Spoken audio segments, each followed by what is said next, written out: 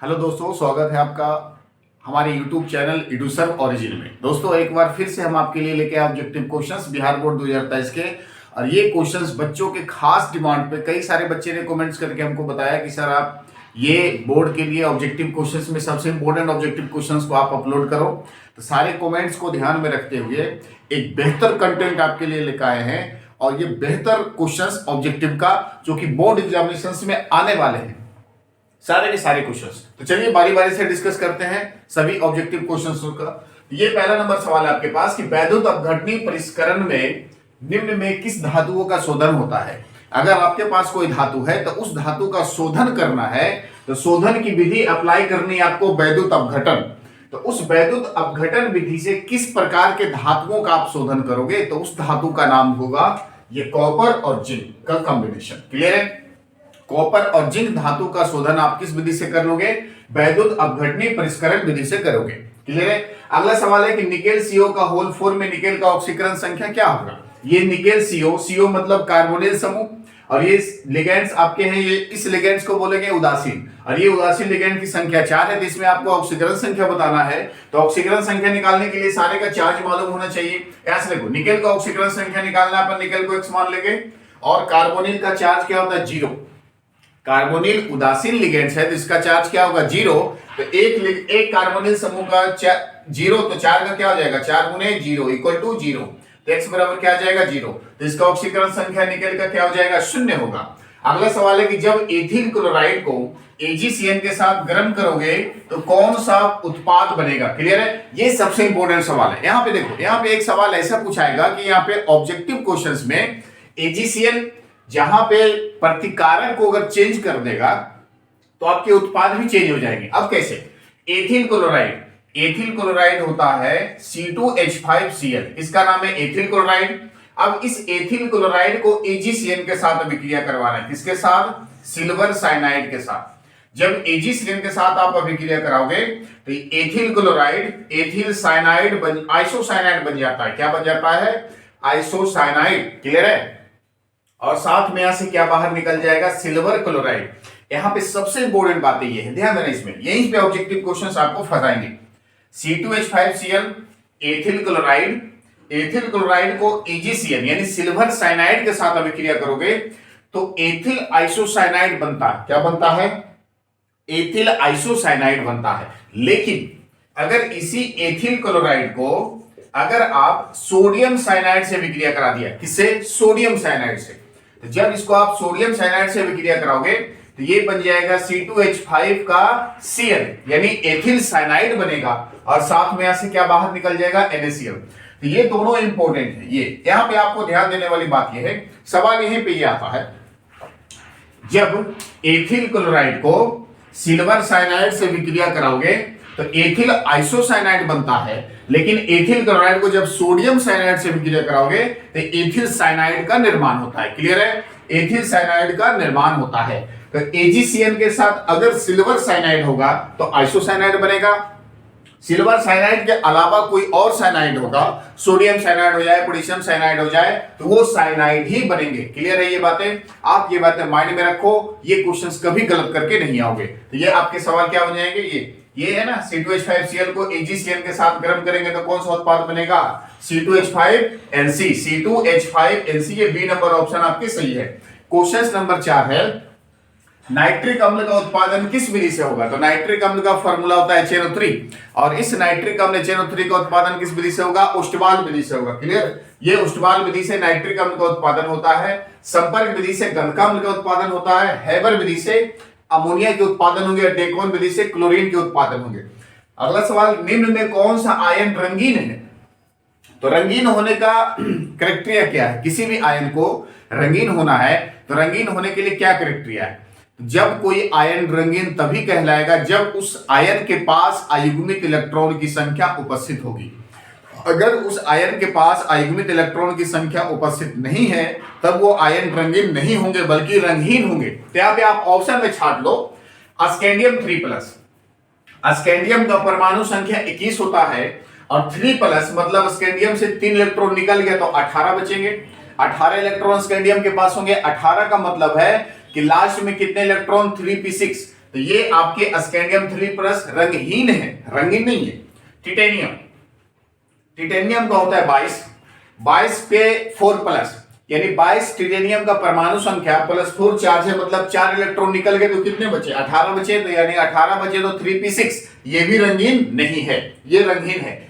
Zn2+, अगर Zn2+ की बात करो तो जिंक का परमाणु संख्या 30 होता है। जिंक का इलेक्ट्रॉनिक विन्यास लिखोगे तो जिंक वाले के लास्ट में आएगा 4s2 और 3d10, यहां पे आर्गन, यह है जिंक का परमाणु संख्या, इलेक्ट्रॉनिक विन्यास। Zn2+, यानी यहां से 2 इलेक्ट्रॉन निकल गया तो बचेंगे लास्ट में 3d10।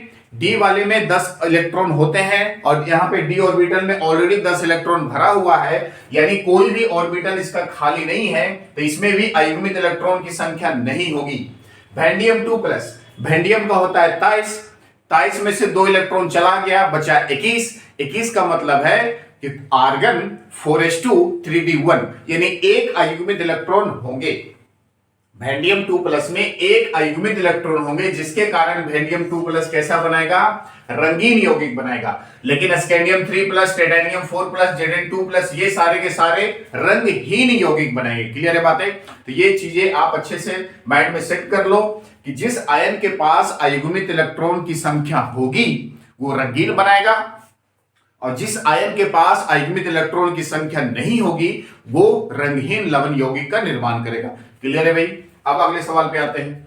फॉर्मल्डिहाइड को जब CH3MgBr से क्रिया करोगे तो कौन सा उत्पाद बनेगा? Is the very important. तो फॉर्मल्डिहाइड को क्या करना है? एक ग्रिग्नार्ड अभिकर्मक है आपके पास CH3MgBr, इससे आप इसको अभी क्रिया करा दो तो कौन सा उत्पाद यहां पे बनेगा, ये हमको ध्यान में देना है। देखो कौन सा उत्पाद बनेगा, तो ऐसे अभी क्रिया करा देते हैं। फॉर्मल्डिहाइड होता है HC≡OH, ये होता है फॉर्मल्डिहाइड। इसको अभी क्रिया करवाना है ग्रिग्नार्ड अभिकर्मक CH3MgBr से। अब इसको अभी क्रिया करा दो। ये रूल है कि ग्रिग्नार्ड अभिकर्मक में कार्बन और मैग्नीशियम के बीच के बॉन्ड हमेशा टूटेंगे, तो कार्बन पे आएगा माइनस का चार्ज, मैग्नीशियम पे आएगा प्लस के चार्ज। क्लियर है? कार्बन ऑक्सीजन के बीच में एक बॉन्ड का शिफ्टिंग होगा तो वो पे आएगा माइनस, कार्बन पे आएगा प्लस। अब यहां से माइनस वाले आएंगे, ये माइनस वाले चले जाएंगे ये तो माइनस वाला है ना, ये माइनस वाला आ जाएगा प्लस वाले के साथ और प्लस वाला चला जाएगा माइनस वाले के साथ। ये रूल है, माइनस वाले प्लस के साथ और ये प्लस वाले चले जाएंगे माइनस के साथ। अब यहां से क्या बन जाएंगे देख लो, HC≡O, डबल बॉन्ड नहीं बचा, ये सिंगल बॉन्ड बचा ना, सिंगल बॉन्ड O के साथ आ गया MgBr, और इसके साथ क्या आ गया? C के साथ H पहले से था, एक CH3 और आ गया, यहाँ पे एक CH3 यहाँ पे और आ गया। अब इसको करा देना है जल अपघटन, तो जल किसमें टूटेगा? H+ और OH- में। क्लियर? अब यहां से कार्बन और ऑक्सीजन के बीच में डबल बॉन्ड था, तो दो बॉन्ड में से एक बॉन्ड को तोड़ा तो एक बॉन्ड बचा, तो वो भी बचे एक बॉन्ड को आप तोड़ दो तो यहाँ पे आ जाएगा माइनस, यहाँ पे आ जाएगा प्लस। अब ये प्लस वाले जाएंगे माइनस के साथ और ये माइनस वाले आएंगे प्लस के साथ, तो यहाँ पे प्रोडक्ट बन जाएंगे CH के साथ आ जाएगा OH और यहाँ पे CH3, तो इसका नाम क्या हो जाएगा? CH3CH2OH, CH3CH2OH। CH3CH2OH कौन सा है? CH3CH2OH, यानी इसको कर सकते हो C2H5OH, है ना, C2H5OH, ये उत्पाद बनेंगे A नंबर। क्लियर? फॉर्मल्डिहाइड को जब CH3MgBr से गर्म करोगे तो कौन सा उत्पाद बनेगा? इथाइल एल्कोहल बनेगा, इथाइल एल्कोहल बनेगा C2H5OH। अगला सवाल है कि SCP इकाई सेल में चतुष्फलकीय रिक्तियां होने पर अवयवों की संख्या क्या होगी? तो SCP इकाई सेल में अवयवों की कुल संख्या होती है 6। SCP इकाई सेल में परमाणुओं की संख्या होती है 6, और ये बोर्ड एग्जामिनेशंस में आते हैं सवाल, ध्यान देना इस बात को। बोर्ड एग्जामिनेशंस में आते हैं भाई कि किसी भी इकाई सेल में परमाणु की संख्या क्या होगी, तो SCP में परमाणुओं की संख्या 6 होती है। अगर उस इकाई सेल में चतुष्फलकीय रिक्तियां हो रहा है, चतुष्फलकीय, तो चतुष्फलकीय रिक्तियां होने पर अवयवों की संख्या दुगनी हो जाती है, बात को याद रखना।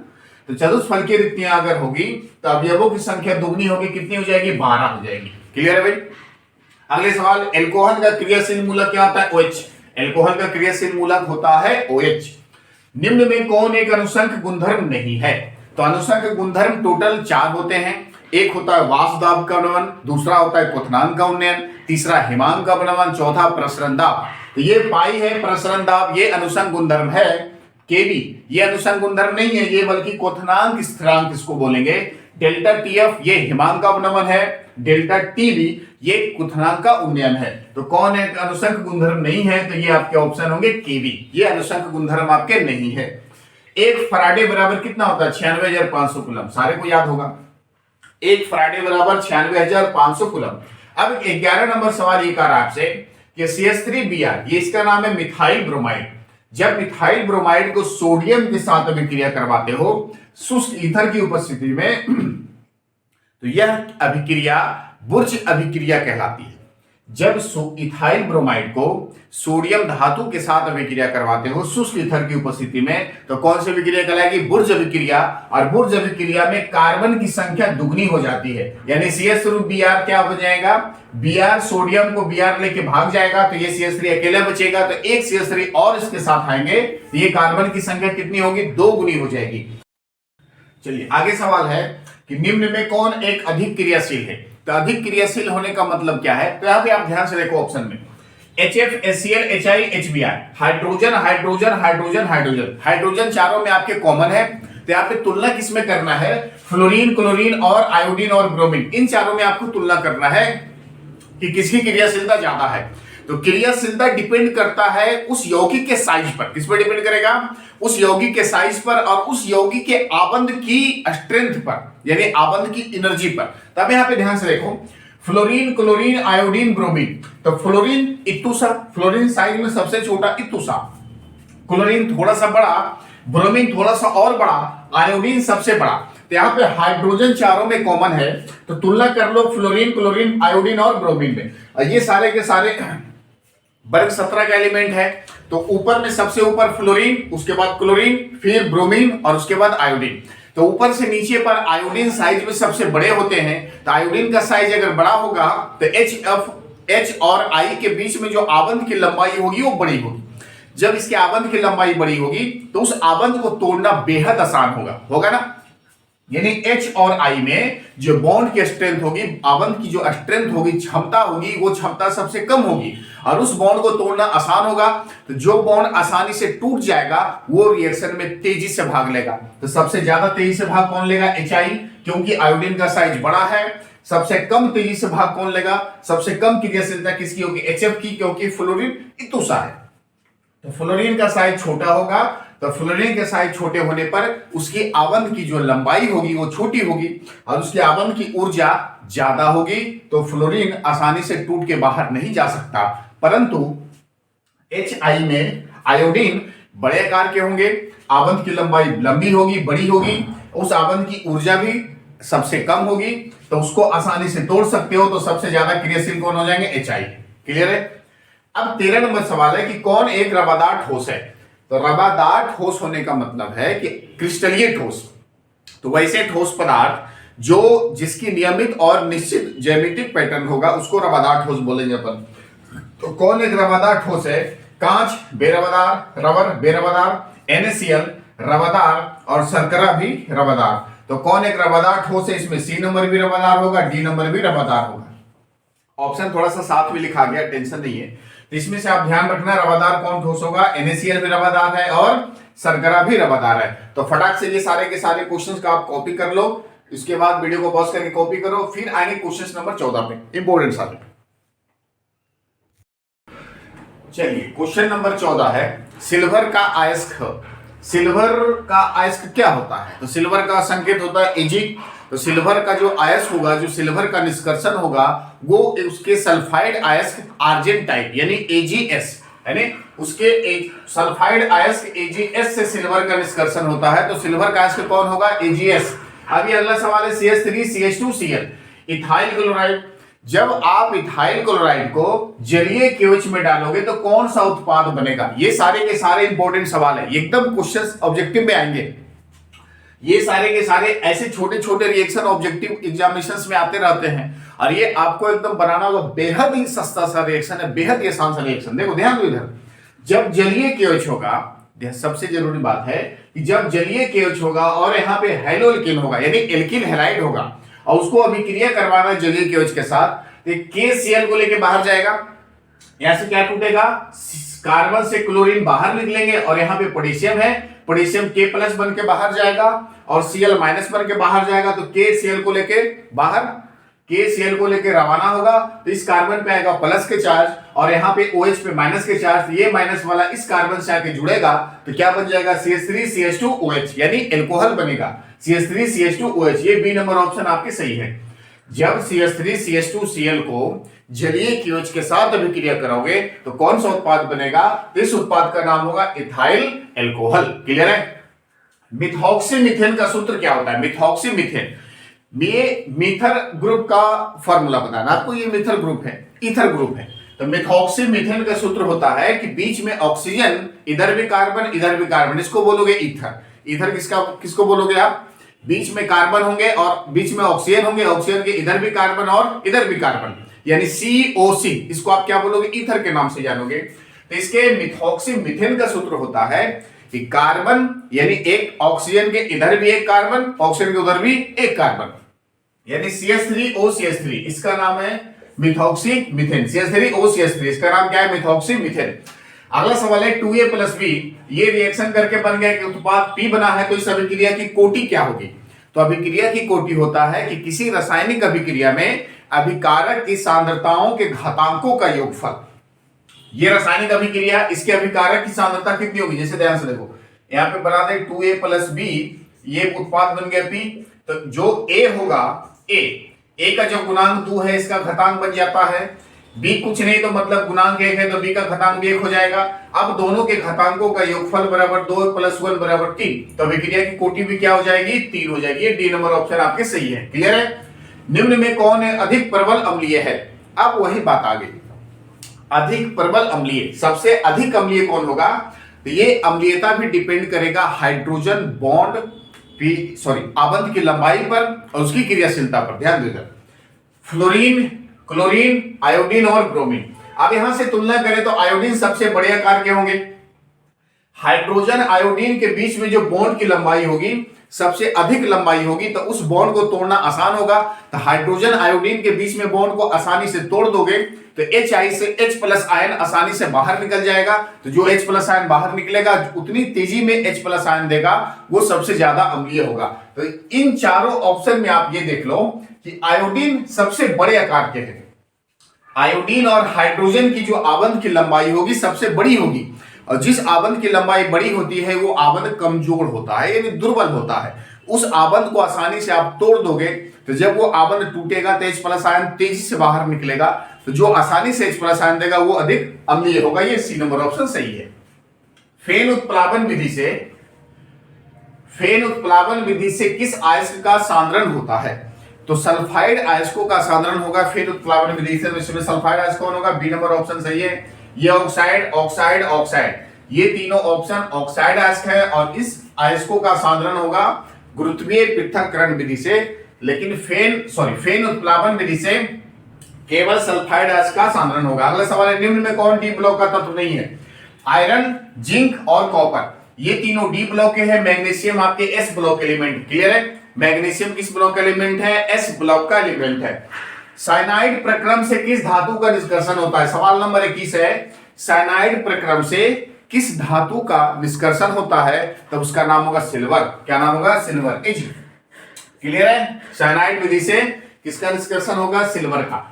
निम्न में कौन पी पाई आबंध नहीं बनाता, तो कौन पी पाई आबंध नहीं बनाएगा, देखो कार्बन ऑक्सीजन ये पी पाई बनाएगा, नाइट्रोजन ऑक्सीजन ये पी पाई बनाएगा, BO3 ये भी पी पाई बनाएगा, लेकिन सल्फर ऑक्सीजन, सल्फर यहाँ पे डी ऑर्बिटल होते हैं, सल्फर में डी ऑर्बिटल की उपस्थिति होती है जिसके कारण ये पी पाई बनाएंगे। लेकिन कार्बन में डी ऑर्बिटल नहीं होता तो पी पाई बनाएगा, नाइट्रोजन में भी डी ऑर्बिटल नहीं होता तो ये पी पाई बनाएगा, बोरोन में भी डी ऑर्बिटल नहीं होता तो ये सिर्फ केबल और पी पाई बॉन्ड बनाएगा। क्लियर है, तो कौन पी पाई नहीं बनाएगा, तो ये SO3- नहीं बनाएगा, तो ये क्या बनाएगा, पी पाई बनाएगा। अगला सवाल, कीटोन का समान सूत्र क्या होगा, तो कीटोन होता है कार्बन कार्बन कार्बन और बीच वाले कार्बन पे डबल बॉन्ड O। तो ये यहाँ पे ऑप्शन देख लो, R मतलब कार्बन, R' मतलब ये कार्बन और बीच वाले कार्बन पे डबल बॉन्ड O, ये बी नंबर ऑप्शन आपके सही है। एनिलीन में सिग्मा और पाई आबंध की संख्या क्या होगी, तो एनिलीन का अगर फोटो बना लो, एनिलीन इस प्रकार से होते हैं, देखो यह है एनिलीन, NH और ये H, एनिलीन इसको बोलेंगे।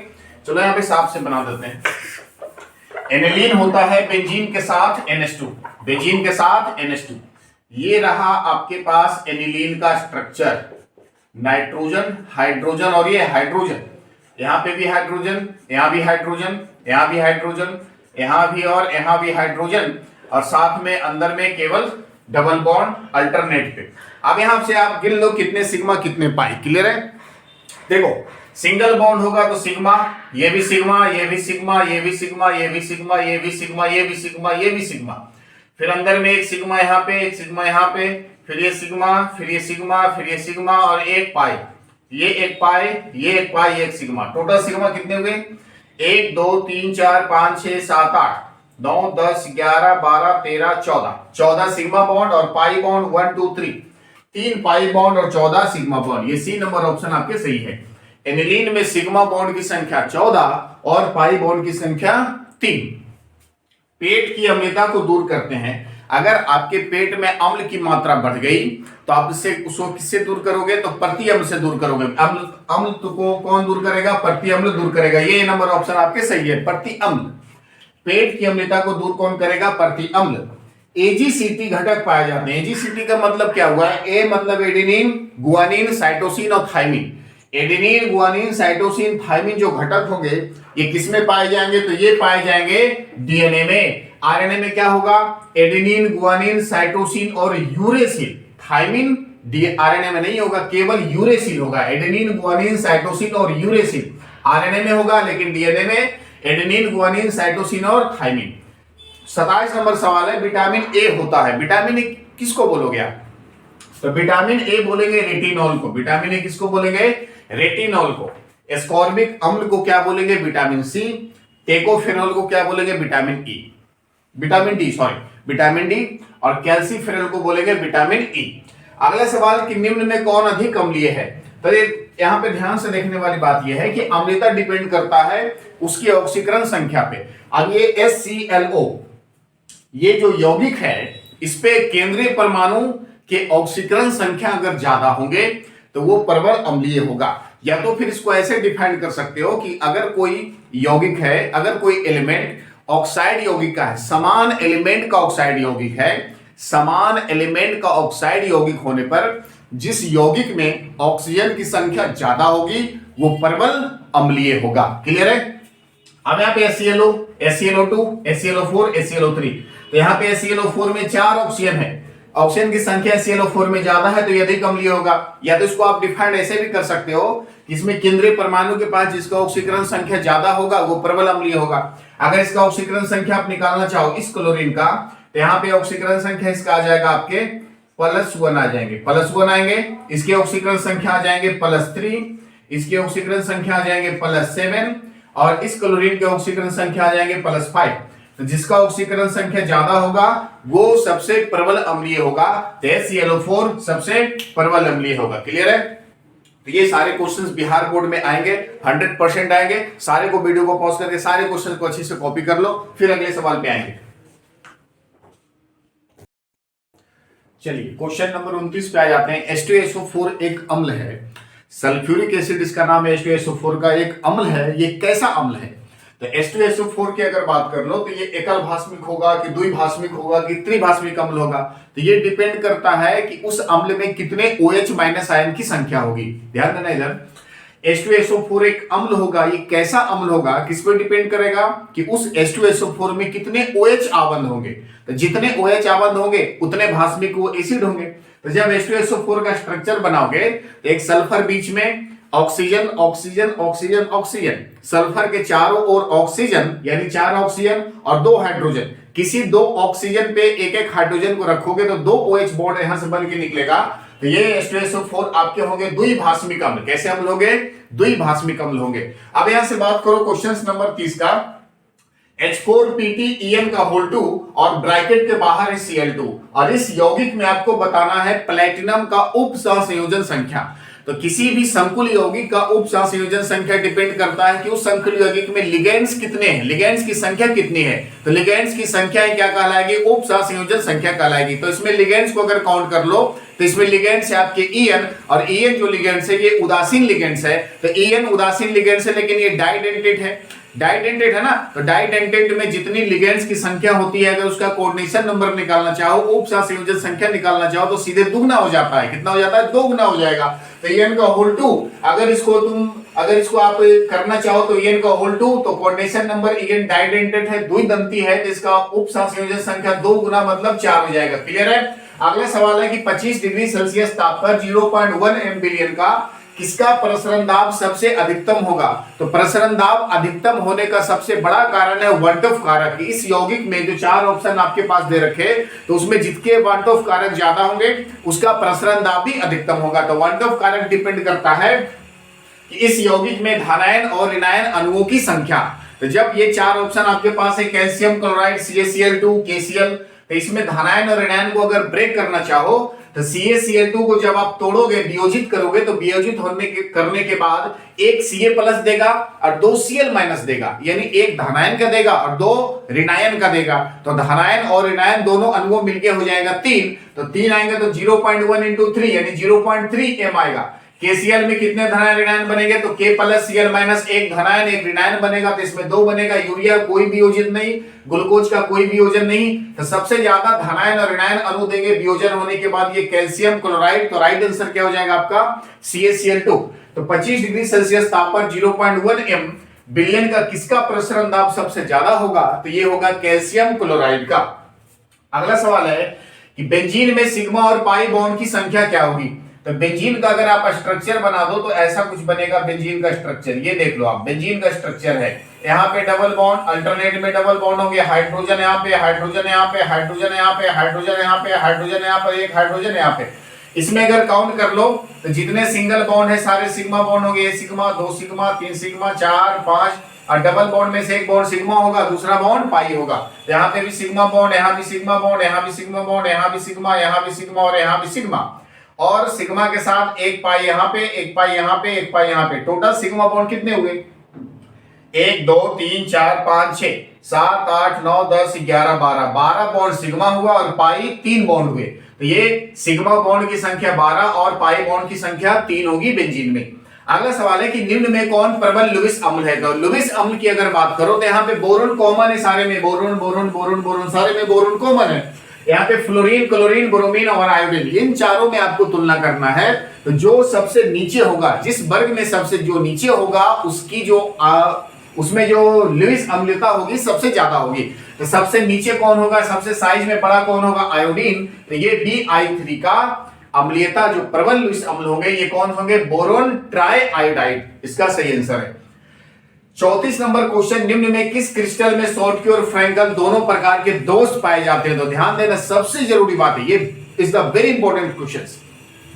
कौन ऐसा क्रिस्टल है जिसमें शॉर्टकी दोष भी होगा और फ्रैंकल दोष भी होगा? लेकिन सारे क्रिस्टल में शॉर्टकी और फ्रैंकल नहीं होते। शॉर्टकी और फ्रैंकल होने का रूल है कि शॉर्टकी दोष उसी क्रिस्टल में होगा जिसके धनायन और ऋणायन का जो आकार होगा समान होगा, लेकिन फ्रैंकल दोष उस क्रिस्टल में होगा जिसमें धनायन का आकार छोटा होगा, ऋणायन का आकार बड़ा होगा। तो वैसे क्रिस्टल जिसमें धनायन छोटे आकार के और ऋणायन बड़े आकार के होंगे तो उस क्रिस्टल में फ्रैंकल दोष होगा, और शॉर्टकी दोष वैसे आयनिक क्रिस्टल में होंगे जिसके धनायन और ऋणायन दोनों सेम आकार के होंगे। तो यहाँ पे कौन ऐसा क्रिस्टल हैगा, कौन ऐसा क्रिस्टल होगा जिसमें शॉर्टकी भी दोष हो और साथ में साथ फ्रैंकल दोष भी हो? तो एकमात्र ऐसा क्रिस्टल है जिसका नाम है सिल्वर ब्रोमाइड। तो आपको उसको याद रखना होगा, सिल्वर ब्रोमाइड एक ऐसा क्रिस्टल है जिसमें शॉर्टकी और फ्रैंकल दोनों प्रकार के दोष पाए जाते हैं। क्लियर है? अगला क्वेश्चन है कि प्रथम कोटि अभिक्रिया का अर्धायु क्या होता है? तो वेरी सिंपल, प्रथम कोटि अभिक्रिया का अर्धायु होता है 0.693/K। अब इसका कैसे इसका एक्सप्लेनेशन करके आएगा तो आपको बस सिंपली ऑब्जेक्टिव में सवाल ऐसे आते हैं, तो आपको ये ध्यान रखना है, बस यही याद रखना है कि प्रथम कोटि का अर्धायु 0.693/K। क्लियर है? 0.693/K, ये बी नंबर ऑप्शन इसके लिए सही होगा। 0.693 into K बिल्कुल नहीं होगा, K बटा 0.693 कभी नहीं होगा, 0.953/K ये तो है ही नहीं। तो ये तीन ऑप्शन अगर मैच करेंगे तो ये बी नंबर 0.693/K। एमाइड का सूत्र क्या होता है? तो एमाइड एक नाइट्रोजन कंटेनिंग कार्बनिक कंपाउंड है तो एमाइड का सूत्र होता है CONH2। कहां पे होगा? CONH2, यानी NH2 एमीन और CONH2 एमाइड। ठीक है, ये NH3 अमोनिया हो गया, CHO एल्डिहाइड हो गया। क्लियर है?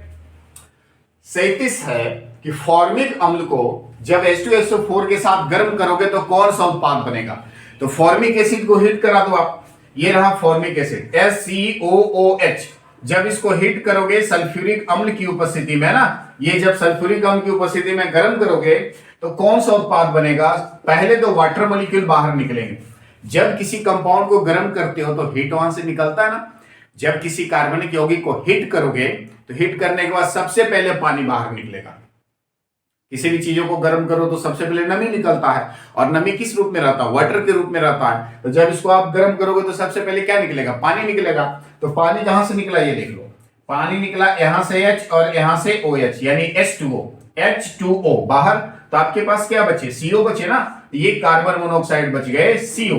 तो यहां पे ऑप्शन में देखो CO है क्या? आप यहां ऑप्शन में देखो CO, हाँ CO, कार्बन मोनोऑक्साइड, CO2 नहीं, CO। क्लियर है? तो फॉर्मिक अम्ल को जब H2SO4 के साथ गर्म करोगे तो कौन सा उत्पाद बनेगा? CO बनेगा। अब इसको हड़बड़ी में आप CO2 मत मार देना, ऐसा नहीं कि इसको गर्म किया तो CO2 यहां से निकाल दिया और H2 यहां से निकाल दिया, हो जाएगा गलत। गलत हो जाएगा तो बवंडर हो जाएगा। तो बवंडर नहीं करना। यहां से करना क्या है, जब किसी थोड़ी छोटी सी बातें आप याद रखना, जब किसी कार्बनिक यौगिक को हिट करोगे तो सबसे पहले नमी निकलेगा वहां से। तो नमी किस रूप में होता है? पानी के रूप में होता है ना भाई, पानी के रूप में नमी होता है। पानी बाहर निकल जाएगा तो क्या बचेगा? CO बचेगा। तो ये राइट आंसर है। 38 नंबर सवाल RCONH2, ये है आपके एमाइड समूह। एमाइड समूह को जब लिथियम एल्यूमिना हाइड्राइड और वाटर के साथ की उपस्थिति में जब इसको अभिक्रिया कराओगे तो कौन सा उत्पाद बनेगा? अब ये आपको ये पहले जानना होगा कि लिथियम एल्यूमिना हाइड्राइड क्या है। तो लिथियम एल्यूमिना हाइड्राइड एक अवकारक पदार्थ है, और ये अवकारक पदार्थ इस एमाइड को क्या करेगा? अवकरण कराएगा। तो अवकरण होने का मतलब है ऑक्सीजन का बाहर निकलना और हाइड्रोजन का जुड़ना। तो यह प्रक्रिया अवकरण कहलाती है। अवकरण कराने के लिए इसको हाइड्रोजन के साथ आप अभिक्रिया कराओगे, है ना। तो यहाँ पे हाइड्रोजन के साथ अभिक्रिया कराओगे तो इस रिएक्शन को यहाँ पे देखो हम बना देते हैं। ये है RC≡ONH2, बोलो, है ना। अब इसको अभिक्रिया करवाना है लिथियम एल्यूमिना हाइड्राइड की उपस्थिति में, और साथ में जल अपघटन करा देना है। तो कौन सा उत्पाद बनेगा? जल अपघटन कराने का मतलब है कि यहां से वाटर मॉलिक्यूल बाहर निकलेंगे। अब यहां से RCO, पहले ऑक्सीजन बाहर निकलेगा। अपकरण होने का मतलब है ऑक्सीजन का बाहर निकलना। जब ऑक्सीजन बाहर निकलेगा एमाइड से तो ऑक्सीजन की वैलेंसी 2 होती है, तो अपने साथ 2 वैलेंसी लेके बाहर निकलेगा। तो जब 2 वैलेंसी लेके बाहर निकलेगा तो कार्बन की वैलेंसी इनकम्प्लीट हो जाएगी। तो इसकी वैलेंसी को पूरा करने के लिए 2 बॉन्ड वाले किसी को आना पड़ेगा। तो अवकरण होने का मतलब है कि हाइड्रोजन के साथ अभिक्रिया। तो यहाँ पे कितने हाइड्रोजन आप लगाओगे? 4 हाइड्रोजन लगाओगे। जब ऑक्सीजन बाहर निकलेगा तो अपने साथ 2 वैलेंसी को लेके बाहर निकलेगा। अब कार्बन की 2 वैलेंसी इनकम्प्लीट हो गई, तो वही 2 वैलेंसी कार्बन का पूरा करना होगा, तब जाके यौगिक बनेगा। तो 2 वैलेंसी यहाँ पे पूरा होने के लिए यहां से कितने हाइड्रोजन आएंगे? 2 हाइड्रोजन आएंगे। कार्बन की वैलेंसी 2 कम हुई, ऑक्सीजन जब बाहर निकलेगा तो इसके 2 इलेक्ट्रॉन लेके निकलेगा, तो कार्बन की 2 वैलेंसी कम होगी, तब यहां से 2 हाइड्रोजन आएंगे। यहां से देखो, ये 2 हाइड्रोजन और ये 2 हाइड्रोजन, 2 हाइड्रोजन इसके साथ आ जाएंगे, 2 हाइड्रोजन इसके साथ आ जाएंगे, बाकी के 2 हाइड्रोजन इस ऑक्सीजन के साथ चले जाएंगे, बाकी के 2 हाइड्रोजन इस ऑक्सीजन के साथ चले जाएंगे। तो देखो, यहां से 2 हाइड्रोजन इसके साथ आया, 2 हाइड्रोजन यहां से ऑक्सीजन के साथ गया, तो ये पहले तो पानी बनाएगा। 2 हाइड्रोजन इस ऑक्सीजन से मिलकर क्या बनाएगा? पानी बनाएगा। और बाकी के 2 हाइड्रोजन इस कार्बन से आएंगे तो क्या बना लेंगे? R। C के साथ 2 हाइड्रोजन आया तो CH2, और बाकी NH2 इसके साथ पहले से है ही, और साथ में यहां से क्या बाहर निकल गया? पानी निकल गया ना। तो यहां से यौगिक क्या बन गया? RCH2NH2। तो यहां पे यौगिक देखो, RCH2NH2, ये A नंबर ऑप्शन आपके सत्य होंगे। तो लिथियम एल्यूमिना हाइड्राइड की उपस्थिति में जब एमाइड को अभिक्रिया कराओगे तो अवकरण होगा, और अवकरण होकर क्या बना देगा? एमीन बनाएगा। तो ये आपके एमीन होंगे। क्लियर है? 39 नंबर सवाल है, ये है नाइट्रोबेंजीन। नाइट्रोबेंजीन को किसकी उपस्थिति में अभिक्रिया कराओगे कि ये एनिलीन बन जाएगा? अब यहां से ये देखना है कि NO2 है, और NO2 से क्या बन गया? NH2 बन गया, यानी ऑक्सीजन निकला, हाइड्रोजन जुड़ा, तो क्या प्रक्रिया हुई? अवकरण हुई। तो यहां पे कौन सा पदार्थ होगा? एक अवकारक पदार्थ होगा। तो अपकारक पदार्थ देखो, लिथियम एल्यूमिना हाइड्राइड भी अपकारक पदार्थ है, सोडियम बोरोहाइड्राइड भी अपकारक पदार्थ है, और SnHCl भी अपकारक पदार्थ है। लेकिन नाइट्रोबेंजीन से एनिलीन बनाने में आपको कौन सा अपकारक पदार्थ यूज करना होगा, जिसका नाम होगा SnHCl। ये बेहद ही ज्यादा इंपॉर्टेंट सवाल है जो अक्सर एग्जामिनेशंस में आते हैं। नाइट्रोबेंजीन से एनिलीन बनाने के लिए कौन सा अपकारक पदार्थ लगाना होगा आपको, SnHCl। अगला क्वेश्चन है कि कौन सी गैस जो एकल परमाणविक होती है, यानी कौन सा ऐसा गैस है जो अकेले रहना पसंद करता हो, किसी के साथ नहीं रहना चाहता हो, तो उस गैस का नाम है नोबेल गैस। जितने भी नोबेल गैस है, हीलियम हो गया, आपके नियोन हो गए, आर्गन हो गए, क्रिप्टन हो गए, जेनॉन हो गए, रेडॉन हो गए, ये सारे के सारे अकेले रहना पसंद करेंगे। ये द्विपरमाणविक नहीं होंगे, त्रिपरमाणविक नहीं होंगे, बहुपरमाणविक नहीं होंगे, केवल और केवल एकल परमाणविक होंगे। यहाँ पे क्लोरीन देखो, क्लोरीन हमेशा Cl2 होता है, क्लोरीन हमेशा क्या होगा, Cl2। नाइट्रोजन हमेशा N2 होता है, नाइट्रोजन क्या बनाएगा, सिर्फ N2 बनाएगा। ऑक्सीजन हमेशा O2 होता है। लेकिन हीलियम कभी भी आप He2 देखे हो, नहीं देखे हो ना, कभी He4 देखे हो, बिल्कुल नहीं देखे हो। तो हीलियम अकेला होता है, केवल अकेला रहेगा हीलियम, तो हीलियम आपके होंगे एकल परमाणविक।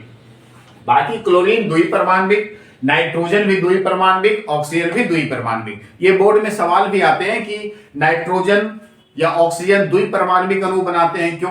क्योंकि नाइट्रोजन का साइज छोटा होता है, नाइट्रोजन की वैलेंसी इनकम्प्लीट होने के लिए इसको अपने अंतिम शेल में 3 इलेक्ट्रॉन की आवश्यकता होती है।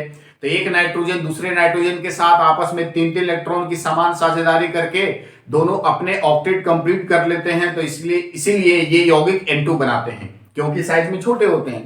चलो, कौन हाइड्रोजन आबंध नहीं बनाता, तो किसी भी वर्ग में जो सबसे पहला एलिमेंट होगा वो हाइड्रोजन बॉन्ड बनाएगा। इसके बाद जो दूसरा, तीसरा, चौथा, पांचवा जो भी एलिमेंट होगा वो हाइड्रोजन बॉन्ड कभी नहीं बनाएगा।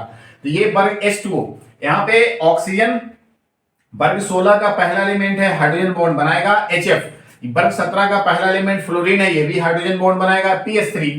PS3 फास्फोरस है वर्ग 15 का, और ये दूसरे नंबर का एलिमेंट है, उस वर्ग में दूसरे नंबर का है फास्फोरस, तो ये हाइड्रोजन बॉन्ड नहीं बनाएगा। यही आपके PS3 हाइड्रोजन बॉन्ड नहीं बनाएंगे। लेकिन NH3 वर्ग 15 का पहला एलिमेंट है नाइट्रोजन, और ये हाइड्रोजन के साथ कंबाइन हो गया हाइड्रोजन बॉन्ड बनाएगा, क्योंकि ये साइज में छोटे होते हैं और प्रबल अंतराण्विक हाइड्रोजन आबंध बनाते हैं। कौन कौन? NH3, HF और H2O। ये तीनों हाइड्रोजन के साथ प्रबल अंतराण्विक हाइड्रोजन आबंध बनाते हैं, क्योंकि साइज में छोटे होते हैं।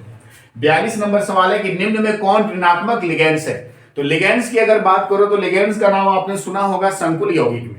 संकुल यौगिक में सेंट्रल एटम के साथ ऋणायन, उदासीन या धनायन, ये 3 लिगेंड्स होते हैं। तो इसमें से बताना है कि कौन ऋणायन लिगेंड्स होंगे। तो इसमें से देखो NH3 का चार्ज क्या होता है? 0, ये उदासीन लिगेंड्स है। CO कोबाल्ट नहीं, ये कार्बोनिल है। क्लियर है? तो कार्बोनिल, इसका चार्ज भी होता है 0, ये भी उदासीन लिगेंड्स है। ईएन का नाम है इथीन डाइएमीन, ये भी आपके कैसे लिगेंड्स हो गए? उदासीन लिगेंड्स हो गए। तो ऋणायन लिगेंड्स आपको फ्लोरीन दिख रहा है ना, फ्लोरीन हो गया, CN हो गया, साइनाइड हो गया, आपके Cl हो गए, ये सारे के सारे ऋणायन लिगेंड्स है। SO4 हो गए, साइनो, सल्फेटो, क्लोरिडो, फ्लोरिडो, तो ये सारे के सारे ऋणायन लिगेंड्स हो गए। क्लियर है? तो ये बेहद ही इंपॉर्टेंट सवाल ये रहा आपके 42 नंबर तक। अब वीडियो को पॉज करके जल्दी से सारे क्वेश्चंस का कॉपी करो, फिर अगले क्वेश्चंस पे आते हैं। अब आते हैं क्वेश्चन नंबर 43 नंबर सवाल है कि निम्न में कौन सा आयन प्रतिचुंबकीय होगा? ये जो 4 आयन आपके पास है, इसमें से कौन प्रतिचुंबकीय होंगे? तो प्रतिचुंबकीय होने का कंडीशन है वैसे आयन ही प्रतिचुंबकीय होंगे जिसके पास अयुग्मित इलेक्ट्रॉन की संख्या नहीं होगी, यानी जिसके ऑर्बिटल पूरी तरह भरे हुए नहीं होंगे, मतलब उसमें अनपेयर्ड इलेक्ट्रॉन की संख्या प्रेजेंट होगी, अयुग्मित इलेक्ट्रॉन की संख्या प्रेजेंट नहीं होगी, तो वैसे आयन क्या होंगे? प्रतिचुंबकीय होंगे। अब यहां पे ध्यान से देखो, क्रोमियम 3+, क्रोमियम का परमाणु संख्या 24, तो इसके अंतिम शेल में कितने आएंगे? आर्गन 4s2 और 3d4, यानी 4s1 3d4, 4s1 3d4, 3+ मतलब 3 इलेक्ट्रॉन यहां से बाहर निकल रहा है, तो 4s1 से 1 निकलेगा और बाकी के 3d5 जो आए हैं उससे 2 इलेक्ट्रॉन निकलेंगे, 3d3 बचेगा। इसके पास अयुग्मित इलेक्ट्रॉन की संख्या 3 होगी, तो ये प्रतिचुंबकीय नहीं होगा। वेंडियम 2+, वेंडियम का परमाणु संख्या होता है 23, इसके अंतिम शेल में इलेक्ट्रॉन आएंगे 4s2 और 3d3, 2 प्लस यानी 2 इलेक्ट्रॉन निकल गया, इसके पास भी आगमित इलेक्ट्रॉन होगा 3। अब कर लो बात स्कैंडियम 3 प्लस का, तो स्कैंडियम का परमाणु संख्या होता है 21। तो स्कैंडियम के लास्ट में आएंगे 4s2 3d1। अब यहां से +3 का चार्ज मतलब 4s1 से भी इलेक्ट्रॉन निकलेगा, 3d1 से भी इलेक्ट्रॉन निकलेगा, तो बचेंगे 3p6। तो 3p6 अगर बचेंगे तो उस 3p6 में यानी ये सिंपली हो जाएगा आर्गन का इलेक्ट्रॉनिक विन्यास के जैसा बिहेव करेगा स्कैंडियम 3 प्लस, यानी इसके पास आयुग्मित इलेक्ट्रॉन की संख्या नहीं होगी, अर्थात स्कैंडियम 3 प्लस क्या होगा, प्रतिचुंबकीय पदार्थ होगा। क्लियर है। MgCl2, ये सवाल आपके पास, MgCl2 मैग्नीशियम क्लोराइड का वांट ऑफ गुणांक कितना होता है? तो वांट ऑफ गुणांक होंगे किसी भी यौगिक में, यौगिक का जब वियोजित करोगे तो वियोजित करने के बाद उसके धनायन और ऋणायन अणुओं की संख्या। तो MgCl2 को जब ब्रेक करोगे तो एक मैग्नीशियम 2 प्लस देगा और 2 Cl माइनस देंगे, एक प्लस का आयन देगा और 2 माइनस के आयन देंगे, तो प्लस माइनस के आयन को ऐड कर दो तो टोटल 3 आयन वियोजित बन के निकलेंगे। तो वियोजित होने के बाद उसके 3 आयन बनेंगे, एक प्लस का और 2 माइनस का, तो ये बन जाएगा आपके दोनों ऐड होकर 3 आ जाएंगे, तो इसका वांट ऑफ गुणांक कितना होगा, 3 होगा। एक सवाल है कि एक संक्रमण तत्व X, कोई नॉन एलिमेंट है X और वो X कैसा एलिमेंट है, संक्रमण है, तो उस संक्रमण तत्व X का ऑक्सीकरण संख्या +3, ध्यान देना ये सवाल बेहद इंपॉर्टेंट है। X का ऑक्सीकरण संख्या +3 है तथा उसका विन्यास आर्गन 3d5 है। उसके जो विन्यास होंगे वो कैसे हैं, आर्गन 3d5, तो परमाणु का संख्या क्या होगा। अब यहां पे देख लो, मान लो कोई X एलिमेंट है, ठीक है, इसका विन्यास है आर्गन और इस पे कितने 3d5, आर्गन पे 3d5, क्लियर है, और इस X का ऑक्सीकरण संख्या +3 है, तो किसी भी परमाणु का ऑक्सीकरण संख्या उसका आवेश होता है, क्या होता है, उसका आवेश होता है। तो X पे +3 का चार्ज होगा, क्या होगा, चार्ज +3 का, क्लियर है। फिर से इसको लिख देते हैं, X पे चार्ज हो जाएगा आपके +3 का, X पे +3 का चार्ज होगा, यानी +3 इसका ऑक्सीकरण संख्या। तो अब इसके पास यहां पे अभी कितने इलेक्ट्रॉन बने हैं, आर्गन 3d5, आर्गन का परमाणु संख्या होता है 18 और 3d5, तो 18 और 5 कितने इलेक्ट्रॉन, 23 इलेक्ट्रॉन, 23 इलेक्ट्रॉन। तो X3 प्लस का 23 इलेक्ट्रॉन, तो X का कितना इलेक्ट्रॉन, तो 23 किसका, X3 प्लस का, तो X का कितना, +3 का मतलब 3 इलेक्ट्रॉन वहां से निकला, तो 23 इलेक्ट्रॉन था, 3 इलेक्ट्रॉन निकालने के बाद 23 हुआ, तो अगर 3 इलेक्ट्रॉन नहीं निकलेगा, केवल X अगर रहता, तो X रहता तो टोटल कितने इलेक्ट्रॉन होते, 26 इलेक्ट्रॉन होते कि नहीं होते, ध्यान दो। अभी X3 प्लस के पास 18 और 5 23 इलेक्ट्रॉन है, तो X के पास कितने होंगे, X3 प्लस के पास 23 इलेक्ट्रॉन, तो X के पास कितने इलेक्ट्रॉन, टोटल 3 इलेक्ट्रॉन ऐड कर दो तो टोटल 26 इलेक्ट्रॉन, तो परमाणु संख्या कितना होगा इसका, 26 होगा। क्लियर है। चलो, तो ऐसे सवाल आएंगे तो आप उसको इस तरह से बना सकते हो। क्वेश्चन नंबर 46 की संपर्क विधि से सल्फ्यूरिक अम्ल का जब आप उत्पादन करोगे तो उसमें कौन सा उत्प्रेरक शामिल होगा। तो संपर्क विधि से जब सल्फ्यूरिक अम्ल का उत्पादन करेंगे तो उसमें कैटलिस्ट के रूप में होगा वेंडियम पेंटाऑक्साइड, क्या होगा, वेंडियम पेंटाऑक्साइड। एक ऑप्शन आपके पास दे रखे V2O3 वेंडियम ट्राइऑक्साइड, तो वेंडियम ट्राइऑक्साइड कैटलिस्ट के रूप में नहीं होगा। संपर्क विधि से जब सल्फ्यूरिक अम्ल का अपन उत्पादन करेंगे तो उसमें वेंडियम पेंटाऑक्साइड कैटलिस्ट का यूज होता है। क्लियर है बच्चों। अगले सवाल पे, फेलिंग परीक्षण में कौन लाल भूरा अवक्षेप देगा। फेलिंग परीक्षण क्या होता है, तो फेलिंग परीक्षण कार्बोक्सिलिक अम्ल को जब हम कॉपर के साथ अभिक्रिया करवाते हैं ना, जल की उपस्थिति में या फिर क्षार की उपस्थिति में, तो सीधे वहां से क्या देगा, क्यूप्रस ऑक्साइड देगा, और वो क्यूप्रस ऑक्साइड क्या बनाएगा, लाल भूरा अवक्षेप बनाएगा, और साथ में कार्बोक्सिलिक ऋणायन बनेंगे, तो कार्बोक्सिलिक ऋणायन ऑक्सीकृत होकर अलग बन जाएंगे। तो इसका सही आंसर क्या होगा, Cu2O। ध्यान देना, is the very important. Clear है, ये क्या बन जाएगा, Cu2O। अगला क्वेश्चन के क्लेमेंसन अपचयन अभिक्रिया में, क्लेमेंसन अपचयन जो अभिक्रिया होती है उसमें कौन सा उत्प्रेरक शामिल होता है। तो क्लेमेंसन अपचयन अभिक्रिया में एक कैटलिस्ट होगा जिंक अमलगम हाइड्रोक्लोरिक एसिड। कौन सा उत्प्रेरक होगा, जिंक अमलगम ZnHgHCl। ये एक ऐसा कैटलिस्ट है, इस कैटलिस्ट का उपयोग कहां पे होगा, क्लेमेंसन अपचयन अभिक्रिया में। क्लियर है। RCH2OH, जब RCH2OH ये है अल्कोहल, अब इस अल्कोहल को क्षारीय केमिनोफोर यानी OH माइनस, ये क्षारीय है, क्षारीय केमिनोफोर की उपस्थिति में जब इसको रिएक्शन कराओगे तो कौन सा उत्पाद बनेगा? अब ये क्षारीय केमिनोफोर ये है आपके ऑक्सीकारक पदार्थ। अब इस ऑक्सीकारक पदार्थ के कारण इस एल्कोहल का ऑक्सीकरण होगा, तो एल्कोहल का ऑक्सीकरण होके क्या बनेगा? ध्यान दो इधर, यहाँ पे हम बना दें, एल्कोहल का ऑक्सीकरण होके क्या बनने वाला है? तो एल्कोहल का ऑक्सीकरण होके बारी बारी से अगर दो उत्पाद यहां से बनेंगे, बारी बारी से बनाओगे तो दो उत्पाद बनेंगे। पहला उत्पाद बनेगा एल्डिहाइड का और दूसरा उत्पाद बनेगा कार्बोक्सिलिक का। तो ध्यान दो आप यहाँ पे RCH2OH, इसको क्या करोगे? केमिनोफोर OH-, ये है ऑक्सीकारक पदार्थ। यहां से ऑक्सीजन बाहर, हाइड्रोजन बाहर निकलेगा, इसका ऑक्सीकरण होगा मतलब हाइड्रोजन बाहर निकलेंगे। तो हाइड्रोजन कहां से बाहर निकलेगा?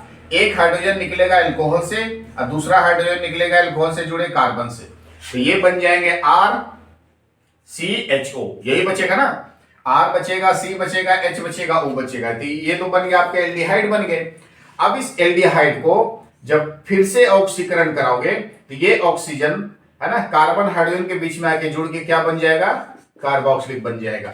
यहाँ पे आप देख लो RCH2OH को जब एक प्रबल ऑक्सीकारक पदार्थ केमिनोफोर OH- की उपस्थिति में अभिक्रिया कराओगे तो कौन सा उत्पाद बनेगा? तो उस उत्पाद का नाम होगा कार्बोक्सिलिक एसिड, RCOOH, ये बन जाएगा आपके ये उत्पाद। अगर ये सवाल आता कि RCH2OH को जब हम ऑक्सीकरण कराते हैं तो प्रथम उत्पाद कौन सा बनेगा, अगर प्रथम उत्पाद वाले बात पूछी जाती तो प्रथम उत्पाद बनता RCHO, ये बनता RCHO, पहला यौगिक बनता RCHO और दूसरा यौगिक बनता RCOOH। लेकिन यहां पे क्वेश्चन आ जाए कि केमिनोफोर ये है प्रबल ऑक्सीकारक, तो डायरेक्ट कार्बोक्सिलिक बनाएगा इसको, एल्कोहल को डायरेक्ट कार्बोक्सिलिक बनाएगा, ये प्रबल ऑक्सीकारक पदार्थ जब आप इस्तेमाल करोगे। क्लियर है? एसिटिक एसिड का फॉर्मूला क्या होता है? एसिटिक एसिड का होता है CH3COH, होता है ना। एसिटिक अम्ल का फॉर्मूला क्या होगा? CH3COOH। SCOOH इसका नाम है फॉर्मिक अम्ल, CH3CHO इसका नाम है एसिटाल्डिहाइड और SCHO इसका नाम है फॉर्मल्डिहाइड। क्लियर है? ये है देखो 4M + 8CN- + 2H2 + O2, यहां पे H2O होना चाहिए प्लस O2। ये अभिक्रिया करके एक संकुल यौगिक बनाया है, तो इस संकुल यौगिक में M क्या होंगे? M जो धातु होंगे वो कौन से धातु होंगे? तो आप यहां पे ध्यान दो, ये है साइनाइड, साइनाइड है ना। तो जब साइनाइड किस धातु से अभिक्रिया करेगा? सिंपली एक इससे पहले बातें हम डिस्कस कर चुके हैं कि साइनाइड विधि से किस धातु का निष्कर्षण होता है, तो उस धातु का नाम है सिल्वर, सिल्वर। साइनाइड विधि से किस धातु का निष्कर्षण होगा? सिल्वर का। सिल्वर का निष्कर्षण साइनाइड प्रक्रम से होगा, तो यहां पे M धातु के रूप में कौन शामिल होगा? सिल्वर शामिल होगा, यानी Ag शामिल होगा। अगला क्वेश्चन से कि नाइट्रोजन और ऑक्सीजन क्या है? नाइट्रोजन N2, ऑक्सीजन O2, ये दोनों क्या है? ये दोनों धातु तो नहीं है। धातु है क्या? बिल्कुल नहीं है। उपधातु है क्या? नहीं है, उपधातु भी नहीं है। तो ये नाइट्रोजन और ऑक्सीजन क्या है? अधातु है। इसके जो गुण हैं ये अधातु के गुण होते हैं, क्योंकि नाइट्रोजन और ऑक्सीजन इलेक्ट्रॉन को हमेशा ग्रहण करना चाहते हैं, इलेक्ट्रॉन का त्याग नहीं करते, और इस नाइट्रोजन और ऑक्सीजन पे हमेशा ऋणायन का आवेश रहता है, क्योंकि ये इलेक्ट्रॉन का ग्रहण करते हैं ऑक्टेट को कंप्लीट करने के लिए। इसीलिए ये नाइट्रोजन और ऑक्सीजन कैसे हैं? धातु है, अधातु है। 53 नंबर सवाल है कि वह अयस्क जिसमें दो धातुओं का परमाणु होता है, ये बेजड़ सवाल है, बेहद इंपॉर्टेंट। कौन सा ऐसा अयस्क है जिसमें दो धातु के परमाणु शामिल है? अब यहां पे देखो, गैलेने का फॉर्मूला होता है PbS। गैलेने का फॉर्मूला क्या होता है? PbS। हेमेटाइट का फॉर्मूला होता है Fe2O3। मैग्नेटाइट का होता है Fe3O4 होता है। कॉपर पायराइड का फॉर्मूला होता है CuFeS2, ये है आपका कॉपर पायराइड, CuFeS2। तो ये कॉपर पायराइड जो है ये कॉपर का भी अयस्क है और लोहा का भी अयस्क है। तो कौन ऐसा अयस्क है जिसमें दो धातुओं के परमाणु शामिल होते हैं? तो कॉपर पायराइड, ये आपके सही आंसर है, कॉपर पायराइड। क्लियर है? क्वेश्चन नंबर 54 की भूपट्टी यानी जमीन के अंदर भूपट्टी पर सबसे अधिक पाए जाने वाला तत्व कौन होगा? तो ये सबसे अधिक पाए जाने वाला तत्व, मार्कर गिर गया था यार, भूपट्टी पर सबसे अधिक पाए जाने वाला तत्व कौन होगा? ऑक्सीजन होगा। क्लियर है? भूपट्टी पर सबसे अधिक पाए जाने वाला तत्व कौन होगा? ऑक्सीजन। अब है सवाल कि C2H5 N double bond N+ Cl-, ये है आपके डाइजोनियम क्लोराइड। क्या है? Diazonium chloride. और इस डाइजोनियम क्लोराइड का जब आप जल अपघटन कराओगे तो जल अपघटन कराने पर कौन सा उत्पाद बनेगा, तो ये जरूरी बातें हैं। अब यहां पे देखो H3O+ यानी H2O और अम्लीय माध्यम में। H3O+ का मतलब है कि जल अपघटन हो रहा है, लेकिन किस माध्यम में हो रहा है? अम्लीय माध्यम में हो रहा है, तब जाके वहां पे H3O+ आया। हाइड्रोनियम आयन इसको बोल सकते हो। अब यहां से H3O में H2O H+ और OH- में टूटेगा, H+ Cl- को लेके भागेगा। जैसे Cl- नाइट्रोजन को छोड़ के भागा, ये दोनों नाइट्रोजन फ्री हो जाएंगे, आजाद हो जाएंगे, और आजाद होने के बाद ये दोनों नाइट्रोजन उड़ जाएंगे। तो जैसे ही दोनों नाइट्रोजन उड़ा तो ये बेचारा बच गया अकेला, C2H5 अकेला बचेगा। अब इस अकेले C2H5 पे जो प्लस के चार्ज होंगे, इस C2H5OH पे C2H5 पर ये हाइड्रोनियम आयन से जो H+ और OH- बचा था, जिसमें OH- बचे थे, वो OH- सीधे आके यहां पे जुड़ जाएंगे। यहां पे रिएक्शन देख लो, मजा आ जाएगा। इसमें रिएक्शन क्या बनेगा देख लो। C2H5N, आप इसको N2+ Cl- लिख सकते हो, ठीक है। N double bond N+ Cl- को आप क्या लिख सकते हो? N2+ Cl-। अब यहां पे हाइड्रोनियम आयन को जल अपघटन कराना है, यानी H+ OH- करवाना है। क्लियर है? H+ OH-। अब देखो, जब इसको दोनों को अभिक्रिया आप करवाओगे तो H+ है, Cl- है, तो ये प्लस को लेके भागेगा, प्लस को लेके भागेगा। जैसी Cl- यहां से बाहर भागा तो ये दोनों नाइट्रोजन, ये N2 जो प्लस है, ये फ्री हो गए, आजाद हो गए। जैसे ये फ्री होगा तो ये उड़ जाएगा। अब ये जैसे नाइट्रोजन उड़ा तो कार्बन के इलेक्ट्रॉन लेके उड़ेंगे। नाइट्रोजन अगर उड़ेगा तो कार्बन के इलेक्ट्रॉन लेके उड़ेंगे, अकेला नहीं उड़ेगा। जैसे कार्बन का इलेक्ट्रॉन लेके ये उड़ा, कार्बन पे चार्ज आ गया प्लस का, कार्बन पे चार्ज क्या आ गया? प्लस का। और इसी प्लस वाले को ये माइनस वाला देखेगा और सीधे आके यहां पे इस कार्बन से आके जुड़ जाएगा। अब जैसे जुड़ेगा तो ये क्या बन जाएगा? C2H5, और इसके साथ क्या लग जाएगा? OH। अब यहां पे देखो कौन सा ऑप्शन मैच कर रहा है, ये बी नंबर। क्लियर है? C2H5OH। अब यह 56 नंबर सवाल है, कैल्शियम नाइट्रेट CaNO3 का होल 2। अब यहां पे CaNO3 के होल 2 का अमाउंट ऑफ कारक क्या होगा? देखो, CaNO3 का होल 2, जब इसको आप वियोजित करोगे तो वियोजित करने पर क्या बन जाएगा? कैल्शियम टूट के अलग हो जाएगा, Ca2+ और 2NO3-, यानी फिर से हम रख दिया, यानी एक धनायन के बनेंगे और दो ऋणायन बनेंगे। एक धनायन का वियोजित होगा और दो ऋणायन का वियोजित होगा, यानी वियोजित होने के बाद एक धनायन परमाणु होंगे और दो ऋणायन परमाणु होंगे, दोनों मिलकर 3 आयन वियोजित होंगे। तो 3 आयन होंगे तो इसके वॉन्ट ऑफ गुणांक कितने होंगे? 3 हो जाएंगे। तो कैल्शियम नाइट्रेट का वॉन्ट ऑफ कारक 3 होगा। अब अगला सवाल है कि निम्न में किसमें p π आबंध होता है? तो p π आबंध उसी में होगा जिसमें d ऑर्बिटल प्रेजेंट होंगे। जिस ये जो 4 यौगिक दे रखे हैं, इस 4 यौगिक में जिस केंद्रीय परमाणु के पास d ऑर्बिटल उपस्थित होगा उसी में p π बॉन्ड बनेगा, अदरवाइज किसी में नहीं बनेगा। अब नाइट्रोजन की बात कर लो तो नाइट्रोजन साइज में छोटा होता है, इसमें p π नहीं होगा। बोरोन की बात कर लो तो ये साइज में भी छोटा होता है, इसमें भी p π नहीं होगा। कार्बन में भी साइज में छोटा होगा, यानी कार्बन, बोरोन और नाइट्रोजन, इन तीनों में d ऑर्बिटल की अनुपस्थिति होगी, जिसके कारण ये केवल p π बॉन्ड बनाएगा। परंतु सल्फर में d ऑर्बिटल की उपस्थिति होगी, जिसके कारण ये p π बॉन्ड बनाएंगे। तो ये बी नंबर ऑप्शन वाले p π बॉन्ड बनाएंगे SO3 2-। क्लियर है? अगला क्वेश्चन है कि SCP काइन शेल में परमाणुओं की संख्या क्या होती है? भाई ये तो बेहद ही आसान से सवाल है। SCP काइन शेल में परमाणुओं की संख्या 6 होगी। 4 परमाणु किसमें होते हैं? FCC में, फेज सेंटर क्यूबिक, यानी FCC में परमाणु की संख्या 4 होती है। 2 परमाणु किसमें होंगे? BCC में, बॉडी सेंटर क्यूबिक, ये इसमें दो होती है परमाणु की संख्या। परमाणुओं की संख्या 1 किसमें होती है? SC काइन शेल, सरल घनीय, सिंपल क्यूबिक यूनिट से, इसमें परमाणु की संख्या 1 होती है। तो ये सारे क्वेश्चंस आपके इंपॉर्टेंट डिस्कस हो चुके, सारे के सारे वेरी इंपॉर्टेंट है। आप वीडियो को पॉज करके क्वेश्चंस का नोट पर कॉपी करो, जल्दी से नोट्स बना लो, फिर अगले वीडियो पे आते हैं, अगले क्वेश्चंस पे आते हैं। क्वेश्चन नंबर 58 हो गया, जल्दी से कर लें।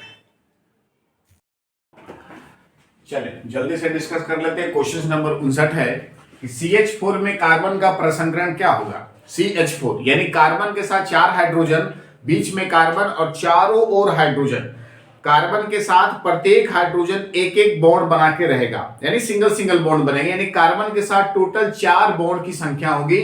लेकिन कार्बन के पास कोई लोन पेयर इलेक्ट्रॉन प्रेजेंट नहीं होगा, सारे के सारे इलेक्ट्रॉन बॉन्ड में पार्टिसिपेट कर चुकेंगे।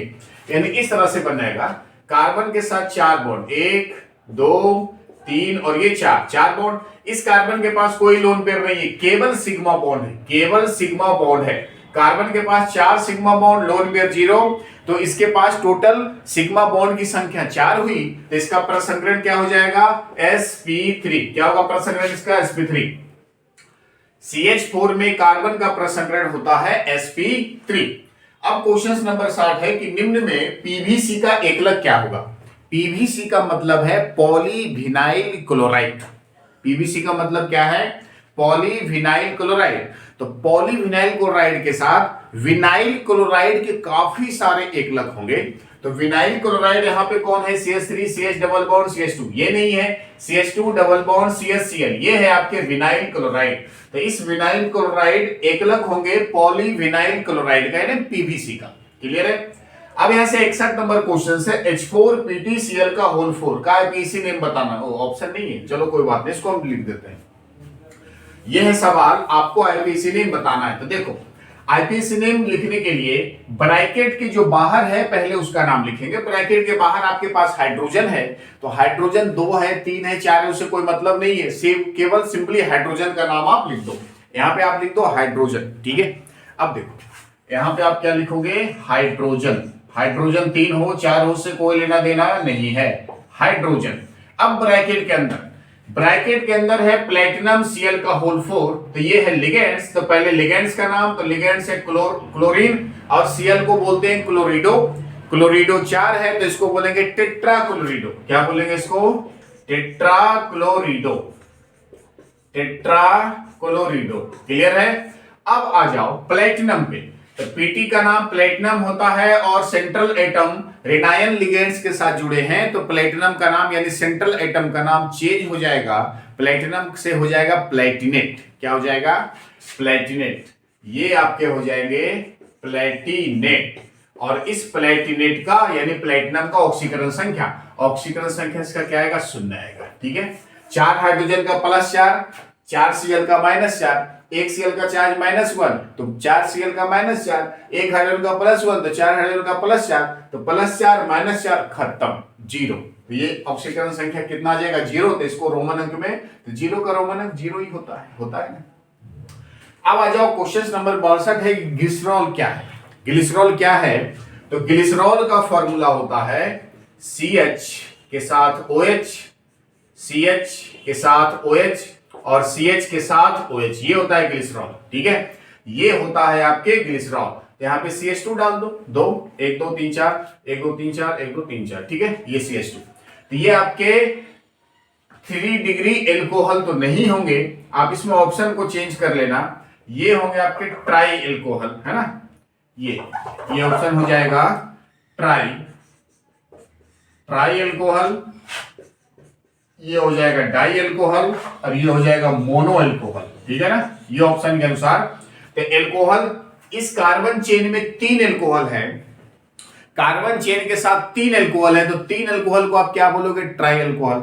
1 अल्कोहल रहता तो मोनो अल्कोहल, 2 अल्कोहल रहता डाई एल्कोहल, 3 अल्कोहल है तो इसको आप क्या बोलोगे, ट्राई एल्कोहल। तो ये आपके ऑप्शन होंगे ए नंबर कि ग्लिसरॉल कैसा है, एक ट्राई एल्कोहल है। निम्न में कौन एक टिंडल प्रभाव को प्रदर्शित करता है, तो टिंडल प्रभाव केवल कोलाइडी विलयन में होते हैं। किसमें होते हैं, केवल कोलाइडी विलयन में। तो सोने के कोलाइडी गोल में टिंडल प्रभाव होगा ना, बिल्कुल होगा। सस्पेंशन भी एक प्रकार का कोलाइडी है, उसमें भी टिंडल प्रभाव होगा, यानी ए और बी दोनों में टिंडल प्रभाव आपको देखने को मिलेंगे। तो ये सी नंबर ऑप्शन बोथ हो जाएगा, दोनों में टिंडल प्रभाव पाया जाएगा। अगला सवाल है कि निम्न में किसका हिमांक का अवनमन अधिकतम है। तो हिमांक के अवनमन के अधिकतम की अगर बात करना है तो यौगिक पे ध्यान देना कि उस यौगिक का वॉन-टॉफ कारक कितना होगा। जिस यौगिक का वॉन-टॉफ गुणांक ज्यादा होंगे उसके हिमांक के अवनमन भी ज्यादा होंगे। तो जिस यौगिक का वॉन-टॉफ गुणांक ज्यादा होगा, जैसे KCl को जब वियोजित करोगे तो एक K प्लस देगा, एक Cl माइनस देगा। MgCl2 को जब वियोजित करोगे तो ये दे देगा Mg2 प्लस और 2 Cl माइनस, यानी Cl माइनस 2 दिए और मैग्नीशियम 1 दिए, 2 1 3, तो ये दे दिया I बराबर 3 और ये आपका दे दिया I बराबर 1 KCl। लेकिन Al2SO4 के होल 3 को जब ब्रेक करोगे, यहां से जब ब्रेक करोगे Al2SO4 का होल 3, 2 एल्युमिनियम है तो 2Al3 प्लस निकलेगा, प्लस SO4 3 है तो 3SO4 2 माइनस। क्लियर है? अब यहां पे देखो, धनायन 2 ऋणायन 3, तो इसमें I बराबर कितना आ जाएगा, 5 आ जाएगा ना। 2 धनायन दिया, 3 ऋणायन दिया, तो इसमें I बराबर आएंगे 5। किसके I बराबर?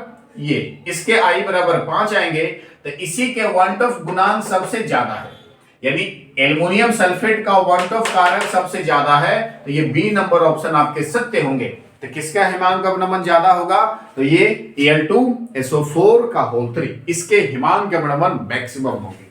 अब है पारासीटामोल। क्या होता है भाई पारासीटामोल? पारासीटामोल क्या होता है? पारासीटामोल एक टैबलेट है, कंपोजिशन है जो मार्केट में उपलब्ध होता है। तो पारासीटामोल क्या, उससे क्या होता है? दर्द भी खत्म होता है, बुखार भी जाता है, ज्वारनाशी भी है, पीड़ाहारी भी है। तो ये पारासीटामोल कैसा होगा? पीड़ाहारी भी होगा, ज्वारनाशी भी होगा, आपके दर्द को भी खत्म करेगा, आपके जो शरीर का टेम्परेचर अगर बढ़ गया उसको भी खत्म करेगा और दर्द को समाप्त करेगा। सिर्फ शरीर के दर्द को खत्म करेगा, किसी और दर्द को खत्म नहीं करेगा, दिल के दर्द को खत्म नहीं करेगा पारासीटामोल। ठीक है, ऐसा नहीं कि दिल का दर्द हुआ तो आप पारासीटामोल खा लेना, नहीं खत्म करेगा, ये केवल शरीर के दर्द को खत्म करेगा। चलिए अगले सवाल पे आते हैं कि विटामिन ए की कमी से क्या होता है भाई? विटामिन ए की कमी से कौन सा रोग होता है? विटामिन ए का नाम है रेटिनॉल। विटामिन ए का नाम क्या होता है? रेटिनॉल। और रेटिनॉल की कमी से यानी विटामिन ए की कमी से रतौंधी होता है। ठीक है, ये सारे को मालूम है। अस्कर्वी होता है विटामिन डी की कमी से, अस्कर्वी होता है विटामिन सी की कमी से, बेरी होता है विटामिन बी की कमी से, और बांझपन का रोग जो होता है वो विटामिन ई की कमी से होता है। कैल्शियम फॉर्मेट को गर्म करने से क्या प्राप्त होगा? अब ले लो कैल्शियम फॉर्मेट, ये देखो आपके पास कैल्शियम फॉर्मेट, ये है कैल्शियम फॉर्मेट, ठीक है, Ca और ये C, कैल्शियम फॉर्मेट। इसको अगर आप हीट कर दो तो क्या बनेगा? अब इसको हीट करने पे यहाँ पे देखो, एक यहां से क्या बाहर निकलेंगे? तो कैल्शियम कार्बोनेट बाहर निकलेंगे, CaCO3 बाहर निकल के चला जाएगा। क्या बाहर निकलेगा? CaCO3। CaCO3 बाहर निकला तो आपके पास क्या बचे प्रोडक्ट में? ये देखो HC है तो C के साथ डबल बॉन्ड है तो डबल बॉन्ड, और ये जो हाइड्रोजन है इस कार्बन से आके जुड़ेगा, यानी ये बन जाएगा HCHO। क्या बन जाएगा? SCHO। अब ऑप्शन यहां मिला लो, कौन सा SCHO है? ये फॉर्मल्डिहाइड बन जाएंगे। कैल्शियम फॉर्मेट को जब गर्म करोगे तो क्या बनेगा? फॉर्मल्डिहाइड बनेगा, SCHO बनेगा। निम्न में कौन एल्डोल संघनन में भाग लेता है? तो एल्डोल संघनन में भाग वही एल्डिहाइड लेंगे जिसमें अल्फा हाइड्रोजन की उपस्थिति होगी। अल्फा हाइड्रोजन की क्या होगी? उपस्थिति। एल्डोल संघनन में वही भाग लेंगे जिसमें अल्फा हाइड्रोजन की उपस्थिति होगी। तो ये CH3CHO, ये एल्डिहाइड एल्डोल संघनन में भाग लेंगे। ठीक है, अगला सवाल है कि CH3CH2 C डबल बॉन्ड और CH3 की अपचयन क्रिया लिथियम एल्यूमिना हाइड्राइड से कराने पर क्या प्राप्त होगा? अब इसको अपचयन अभी क्रिया करा दो, इसको अभी क्लियर करवाते हैं। यहाँ पे इसको मिटा के बोलो, हाँ ना बोलो यार, मिटा दे, चलो मिटा देते हैं। ठीक है, नोट कर ही ली होगी, ये रिएक्शन क्लियर है। मुझे उम्मीद है, आई होप कि ये सारे रिएक्शन आपको बेहतर समझ में आ रहे होंगे, एकदम आसान भाषा में। रिएक्शन में मास्टर बन जाओगे, ऑब्जेक्टिव क्वेश्चंस में भी फटाक से बना के आओगे। अब यहाँ पे देखो, ये आपके पास कंपाउंड क्या पड़ा है? ये कीटोन वाला, कीटोन जैसा दिख रहा है यार, कीटोनी जैसा दिख रहा है ना? हाँ कीटोनी है, ये कीटोन है, इसका नाम है ब्यूटेन 2,1। अब इसको अपचयन करवाना है तो देखो, ब्यूटेन 2,1 को अपचयन करवा दो, CH3CH2 और यहां से C डबल बॉन्ड O और साथ में CH3। अपचयन करा दो लिथियम एल्यूमिना हाइड्राइड की उपस्थिति में। तो अपचयन होने का मतलब है कि ऑक्सीजन बाहर जाएगा। यहां से जब ऑक्सीजन बाहर जाएगा तो ऑक्सीजन बाहर जाएगा तो अपने साथ 2 वैलेंसी लेके जाएगा, क्योंकि ऑक्सीजन की वैलेंसी 2 होती है। 2 वैलेंसी लेके जाएगा तो कार्बन की 2 वैलेंसी इनकम्प्लीट होगी कि नहीं होगी? होगी ना। तो ये कार्बन भी अपनी वैलेंसी पूरा करना चाहेगा और ऑक्सीजन भी पूरा करना चाहेगा, क्योंकि जब ऑक्सीजन बाहर जाएगा तो अपने साथ 2 इलेक्ट्रॉन लेके जाएगा। अब 2 इलेक्ट्रॉन लेके गया तो इसका मतलब ये नहीं कि ऑक्सीजन का भी वैलेंसी कंप्लीट होके गया, नहीं, ये भी इनकम्प्लीट रहेगा, ये भी इनकम्प्लीट रहेगा। सिंपल सी बात है, जब 2 लोग आपस में फाइट करते हैं, जब दो लोग कंबाइंड होते हैं, जब दोनों अलग होते हैं, तो अलग होने पे दोनों का नुकसान होता है ना भाई, किसी एक का तो नुकसान होता नहीं है। जब 2 लोग आपस में अलग होते हैं, 2 भाई जब आपस में अलग होते हैं तो दोनों भाइयों का नुकसान है। तो ये ऑक्सीजन का भी नुकसान, कार्बन का भी नुकसान। तो इसकी जो नुकसान हुई है, उस नुकसान की भरपाई करने के लिए आपको हाइड्रोजन मिलेंगे, और ये 4 हाइड्रोजन, 2 हाइड्रोजन और 2 हाइड्रोजन में टूटेंगे, और यहां से 2 माइनस आएगा और 2 प्लस आएगा, तो 2 माइनस वाला और 2 माइनस वाला इसके साथ, 2 प्लस वाला इसके साथ। सिंपल सी बात है, ज्यादा तामझाम इसमें नहीं है। जब ऑक्सीजन बाहर जाएगा तो 2 वैलेंसी लेके जाएगा, तो कार्बन की भी 2 वैलेंसी कम हुई, तो 2 हाइड्रोजन इस कार्बन के साथ और 2 हाइड्रोजन इस ऑक्सीजन के साथ। तो ये देखो CH3 जैसे का तैसा, CH2, उसके बाद C के साथ आ गया 2 हाइड्रोजन तो CH2, और यहां पे क्या बन गया? CH3। ठीक है, नहीं तो सिंपल सी ऐसे अगर बात कर लो, सिर्फ अगर यहाँ पे ऑप्शन के अनुसार एल्कोहल आपको बनाना है। ठीक है, तो देखो थोड़ा सा उलझन हो गया, ऑप्शन के अनुसार क्या बनाना है? एल्कोहल। तो एल्कोहल वाले में क्या करो, सिंपल H2 से करा दो, लिथियम एल्यूमिना हाइड्राइड कैटेलिस्ट होंगे। एल्कोहल बनाना है तो एल्कोहल में से 2 हाइड्रोजन टूटेगा, कार्बन ऑक्सीजन के बीच में बॉन्ड टूटेगा C- और C+, एक हाइड्रोजन इसके साथ, दूसरा हाइड्रोजन इसके साथ, ये बन जाएंगे CH3 CH2, और यहाँ पे आ जाएंगे CH के साथ आ जाएगा OH, और यहाँ पे ये CH3 जैसे का तैसा। ये अल्कोहल जिस कार्बन से जुड़ा है वो डायरेक्टली 2 कार्बन से जुड़े हैं, तो इसको बोलोगे 2 डिग्री अल्कोहल। क्या बोलोगे इसको? 2 डिग्री अल्कोहल। राइट आंसर क्या होगा आपके पास? 2 डिग्री अल्कोहल बनेंगे। क्लियर है? 2 डिग्री अल्कोहल बनेंगे। अब चयन होकर नीला थोथा का रासायनिक सूत्र होता है copper sulphate into 5H2O। Clear है? अब इसी के साथ ये ऑब्जेक्टिव का सेट समाप्त हुआ, टोटल 70 क्वेश्चंस का। आई होप कि ये सारे क्वेश्चंस आपको बेहतर समझ में आए होंगे, और मैं उम्मीद करता हूं कि ये सारे क्वेश्चंस आप बेहतर करोगे और एग्जामिनेशंस में आग लगा दोगे आग। क्लियर है? तो ये वीडियो आपको कैसा लगा कमेंट करके जरूर बताएं, और प्लीज चैनल को सब्सक्राइब जरूर करें, और सारे वीडियो को अपने दोस्तों के साथ शेयर करें। धन्यवाद।